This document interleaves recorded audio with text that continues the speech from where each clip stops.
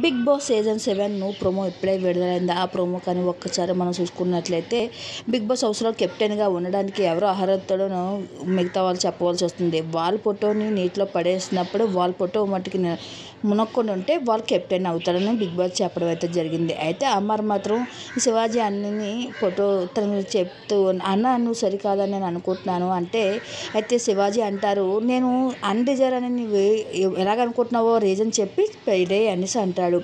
అంటే నీకంట ఆడారు, మీరు గేమ్ బాగా ఆడారు, కానీ మీకంట బాగా ఆడిన వాళ్ళు హౌస్లో ఉన్నారు కాబట్టి వాళ్ళకి చాయిస్ ఇస్తే బాగుంటుందని నేను అనుకుంటున్నానంటూ అమర్ చెప్పడం అయితే జరుగుతుంది. దానికి శివాజీ గారు నేను అంత చేతకాని వల్ల కనిపిస్తున్నాను హౌస్లో అంటూ చాలా ఎమోషనల్ అవుతూ వచ్చారు.